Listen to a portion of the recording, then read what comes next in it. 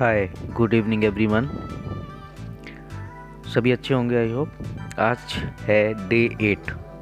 आज का चैप्टर शुरू करते हैं। आज है 9 अक्टूबर 2010, शाम 6 बजे, 80 घाट बनारस। सुदीप जब घर घाट पर पहुंचा तो चित्रा वहां पहले से बैठी हुई थी। सुदीप चित्रा के पड़ोस में जाकर बैठ गया और बोला, एक बोरिंग सा सवाल पूछूं क्या? चित्रा उसको देखकर हल्का सा चौंकी और बोली, ओह द सुदीप यादव जी, सवाल बाद में, ये बताओ चाय पियोगे? अभी तक कुल्हड़ वाली चाय पी पाए कि नहीं? हाँ, सुबह पी थी। एक और पियो, तुम भी क्या याद करोगे? चित्रा ने अपना हाथ आगे बढ़ा दिया। दुनिया में आने के बाद दोनों ने पहली बार एक दूसरे को छुआ था। अगर ये लव स्टोरी होती तो इस पल को ये यहीं फ्रीज हो जाना चाहिए था, लेकिन ऐसा कुछ नहीं। तो कैसा लग रहा है बनारस तुम्हें? चित्रा ने पूछा। कल से अच्छा लगा आज। मैं पिछले 6 दिन से यहाँ हूँ। रोज़ इसी टाइम 80 घाट पर बैठती हूँ। शुरू में 3 दिन तो बहुत बोर हुई, लेकिन चौथे दिन से लगने लगा कि सब कुछ रुका हुआ है। यहाँ ऐसा लगने लगा कि कई साल से यहाँ हूँ। वैसे तुम्हारा बोरिंग सवाल क्या था? चित्रा ने कुल्हड़ से चाय की चुस्की लेते हुए पूछा। भूल गया। कोई बात नहीं, कोई और बोरिंग चीज़ पूछ लो। चित्रा ने एक चुस्की बाकायदा सुड़क कर पीते हुए कहा और दोबारा बोली, कुल्हड़ वाली चाय हो तो मज़ा सुड़क कर पीने में ही आता है। मेरा बोरिंग सवाल ये था, कहानी मिली तुमको क्या? अभी तो नहीं। अब तक दोनों सुड़क कर चाय पी चुके थे। घाट पर आरती की तैयारी शुरू हो चुकी थी। घाट पर बैठे क्या? सुदीप ने पूछा। वैसे तुमको यह तो नहीं लग रहा कि मैं चेप हो रहा हूँ?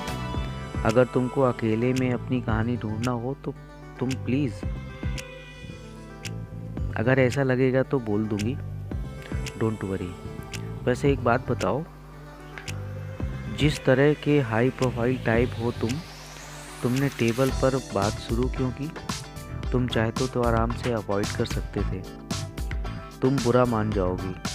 नहीं मानूंगी। अब बताओ, आपके हाथ में ये जो मुराकामी की किताब है ना, इसलिए तुम्हें भी ये जापानी लेखक पसंद है क्या? मैंने अभी तक इनकी बस एक किताब पढ़ी, what we talk about when we talk about running. मुझे बड़ी सही लगा था पढ़कर कि कैसे 32 साल की उम्र में इसने अपना कैफ़े बंद करके फुल टाइम लिखने का फैसला किया। मुझे ये चीज़ बहुत सही लगती है कि कुछ साल लगाकर आप कोई चीज़ बनाओ और एकाएक उसे हमेशा के लिए छोड़ दो, वो भी किसी ऐसे रास्ते के लिए जिसकी मंजिल का कोई ठिकाना ना हो। तुम अपनी कंपनी छोड़कर ऐसे ही फिर शुरू से शुरू कर सकते हो। पता नहीं, लेकिन एक चीज़ है कि मैं 35 की उम्र तक रिटायर होना चाहता हूँ। कायदे से चित्रा और सुदीप को घाट पर बैठकर बहुत सारी बातें करनी चाहिए थी, लेकिन ऐसा कुछ हुआ नहीं। वो सवाल जो हम एक दूसरे से पूछ रहे होते हैं, वो असल में हम अपने आप से पूछ रहे होते हैं। दोनों ने कुछ सवाल एक दूसरे से पूछे और दोनों ने एक दूसरे के वही जवाब सुने जो वो सुनना चाहते थे। आरती देखते हुए दोनों शांत हो गए। करीब घंटा भर दोनों चुपचाप बैठे रहे। वे आरती वाली जगह से थोड़ा सा आगे बैठे हुए थे। उनके पैर गंगा की गीली रेत को छू रहे थे। जितना हिस्सा गीला हो रहा था, उतना हिस्सा नदी होता जा रहा था। कोई साथ बैठा हो, चुपचाप हो और चुप्पी अखर न रही हो। ऐसी शामें कभी कभार आती हैं, जब कोई जल्दबाजी ना हो कि कुछ ना कुछ बोलते रहना है, वरना तो अक्सर ही दिमाग पर प्रेशर होता है कि बातों को थमने ना दें। वह बड़ी अच्छी बातें करता है, वह बड़ी अच्छी करती है, के बजाय कभी कोई ये क्यों नहीं बोलता कि उसके साथ बैठकर चुप रहना अच्छा लगता है। किसी के साथ बैठकर चुप हो जाना और इस दुनिया को रत्ती भर भी बदलने की कोशिश न करना ही तो प्यार है। करीब 9 बजे जब सुदीप ने उठकर चलने का सोचा तो देखा कि चित्रा की आंखों में आंसू हैं। सुदीप को आंसू के बारे में पूछना ठीक नहीं लगा। चित्रा को पता चल चुका था कि सुदीप ने उसके आंसू देख लिए हैं। मैं चला जाता हूँ अगर तुमको रोना हो तो। हाँ, बहुत अच्छा लगा तुमसे मिलकर। ये मेरा कार्ड है, परसों तक यहाँ रुक रहा हूँ।